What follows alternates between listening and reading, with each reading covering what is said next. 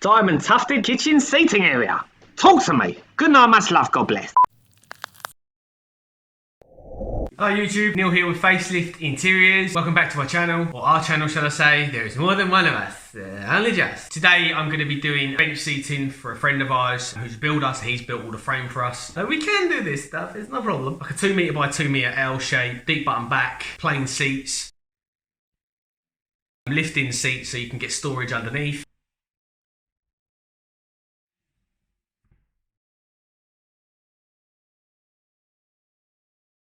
Don't forget to like, subscribe, and all of that stuff that you guys do, you know, all that stuff. But also, on a serious note, please like, subscribe, comment on these videos. It really does help us, and we are trying to build a solid, you know, thing on the YouTube machine. Keep watching, and I'll speak to you in a little bit.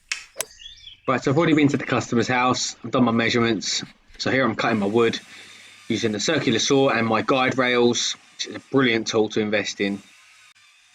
So I'm just cutting straight cuts. So I'm cutting the backs and the seats here. Now I've got my wood cut, I'm going to cut some foam and then start gluing the foam to the backs, marking out the diamonds, and then cut the fabric, make the buttons, and start upholstery on the back. So onwards now to cutting some foam. So what I'm doing here is I am using heavy duty adhesive and gluing 2-inch white foam to the backboards, which is basically MDF wood, which we use for the backs. So I'm putting the glue onto the wood and onto the foam so you get a good clean stick. Then using my foam cutter to cut around it. So cutting it straight off the sheet.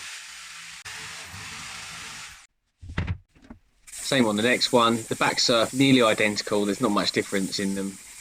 One's a bit longer because they butt up to each other.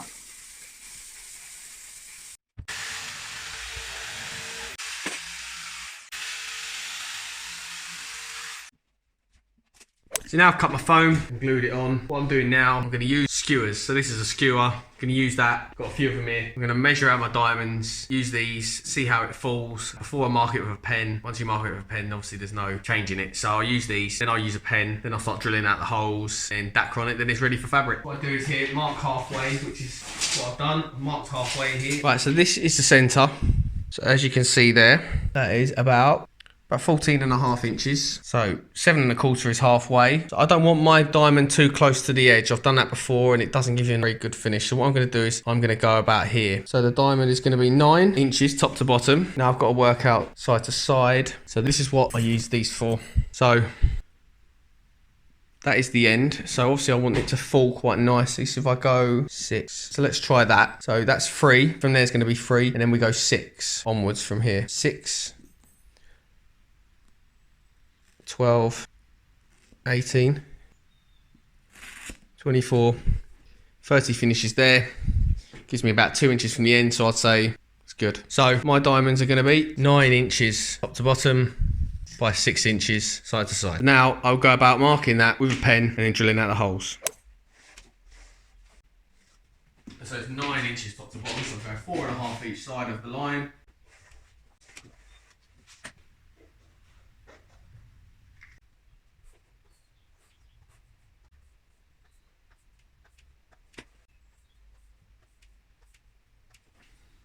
So what I'm using here is my circular drill bit. When you do this, you must be on rewind. You try and go forwards, you are going to chew. As you can see, the way they sit, there's a little ripple on them, there's an angle. If you go forwards, you're going to tear up the foam, so you have to do this in reverse.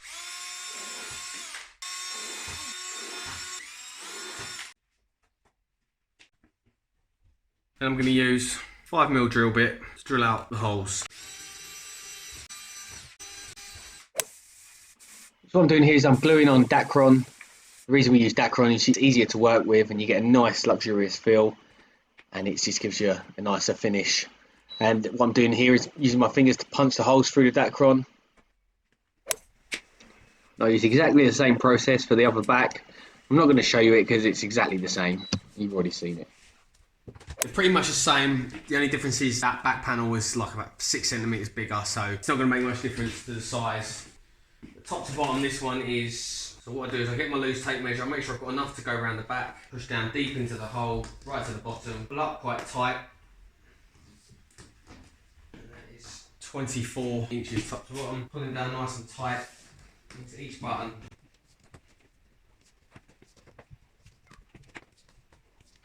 All the way to the end. I could have gone halfway and just doubled it, but I'll do it this way. Down to there. So I'm going to say 96 inches, and that'll be both of them. So now we're cutting fabric.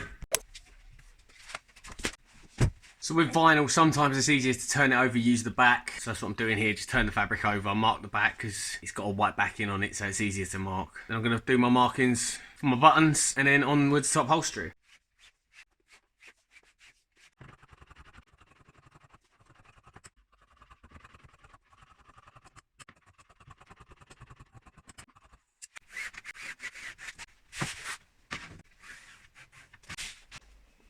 What I've done here is just folded the fabric in half, make sure it's dead even, and I'm nipping the centre, top and bottom.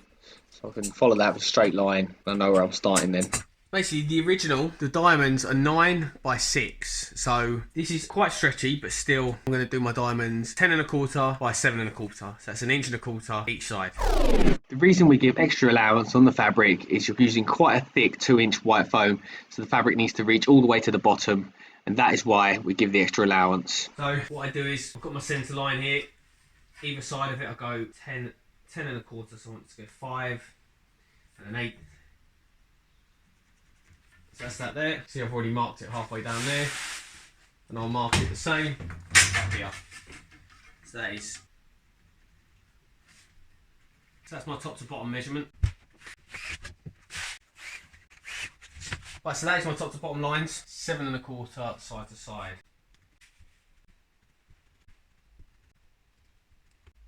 Right, so those are my diamonds marked out. Now we're going to make some buttons. Right, so this here is the old button mending machine. What I've done here is I've got some fabric strips that I've cut up. So these I'm going to make some buttons. I'll take this one off. Put this plastic on because this is what you cut on. That is your cutter. So you can see it's quite sharp. That presses down into the fabric. What you do is you fold fabric up on itself.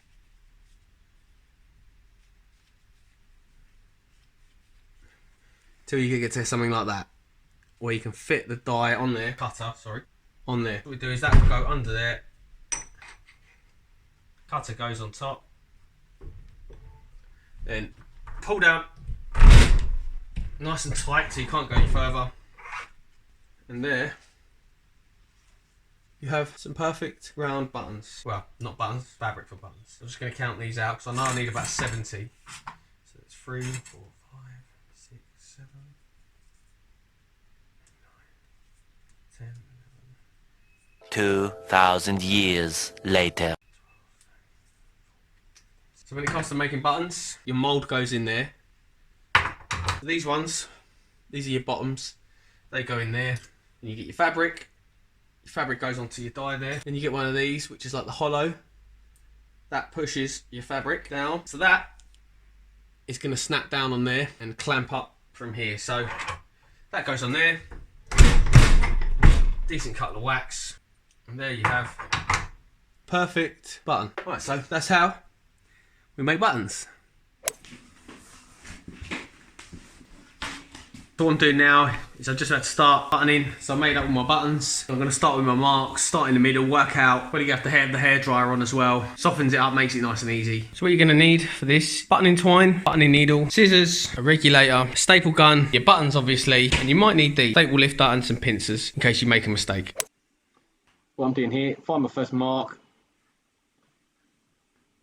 through with the needle, then loop the button onto the twine, through the eye of the needle, then pull through underneath. Then I'm going to push through tight and staple off underneath.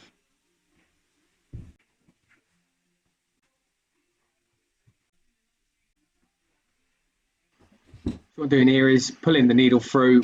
You can see the twine is there, so we staple once or twice and then pull it the other way and staple against it. So there's no chance of the button coming out. So I like to dress my pleats as I go. You can come back and do it all later. I have seen people that do it that way.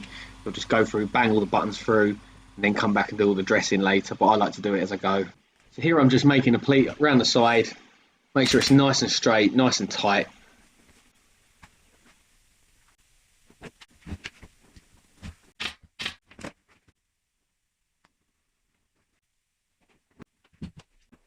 So here you can see what I was talking about earlier. I staple one way and then I staple the other way, so the button's got no chance of coming out.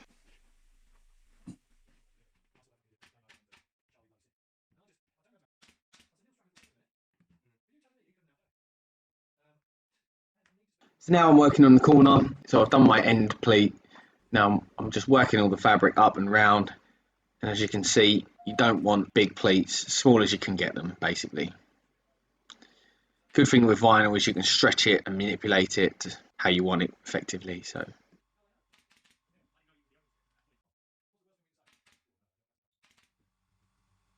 clearing all the fabric up, getting rid of all the fullness, and then dressing the pleat so it's nice and straight, nice and tight, exactly how you want it.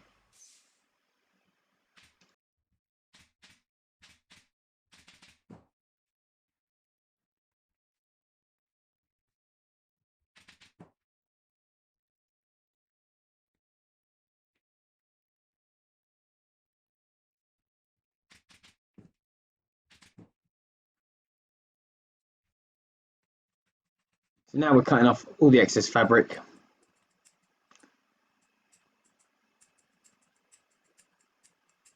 And now cutting off the excess twines. Next stage is, well, these are seats. These are basically like MDF sheets cut to size for the frame. So this is how they're going to look. What you've got here is 2-inch blue foam and then 1/2-inch blue over the top to round off the edges, give you a nice luxurious feel. It's a real top quality foam this, so it's going to last a long time. So I'm going to show you how we do this. I'm going to take you into the other room where the foam is, how we cut the foam, glue the foam, and then we're going to put dacron on top, and then we're going to cut the fabric to upholster. So what we're doing here is we are using heavy duty adhesive again, gluing onto 2-inch blue foam this time. Blue is a lot firmer than white, and white is generally used for backs and blue is tend to be used for seats because it's a bit firmer, so it will last longer with more weight going on it, obviously. That's the 2-inch foam on. Now you can see we're gluing a 1/2 inch on top of the blue, of the 2-inch blue. Sometimes it's easier to just cut it a little bigger, then you can manoeuvre it around and you can get a nice clean finish. Instead of trying to get around there with it and stuff, it's just better to cut it a bit bigger, then you can move it around and get it how you want it. So that is finished. What we're doing here is we're gluing dacron on to the seat, and we use dacron for 2 different reasons. Number one, to give it a nice soft feel. Number two, it's easier to get the fabric on and manoeuvre it. If it was just fabric and foam, it'd get stuck a lot more. What we're doing is here, sewing on the side panels. So I've cut the fabric to run over the seat. So I've just cut 2 side panels, just sewing them on, and it should sit on nicely.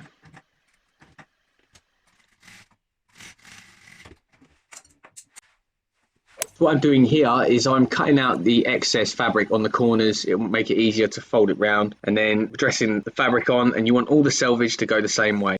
So what I'm doing is I'm looking down the line. I don't know if you can see me. What I'm doing is I'm looking down. First of all, you want to make sure this line stays about the same. This line of fabric here stays along the same sort of line here, and you want to make sure you haven't got any lumps and bumps. So what I do is I pull down with this hand, roll over with that hand, make sure it's nice and smooth, and tack off, or staple off, shall I say.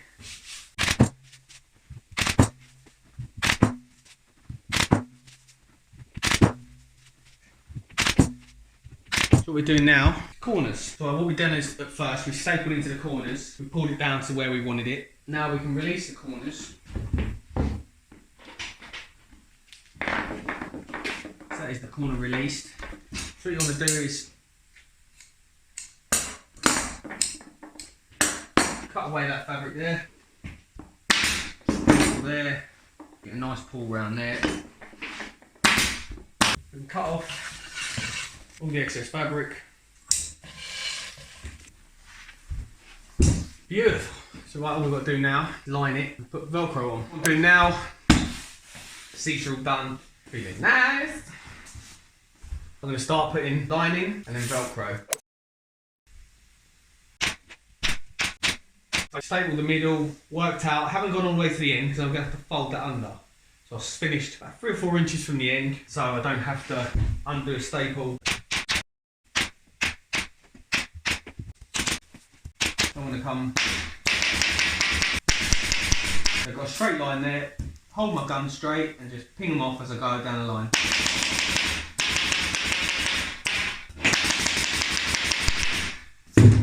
The reason we use Velcro is to obviously stick the cushion in place nice and firm, and it also can come up if you need to get into the storage fairly easily.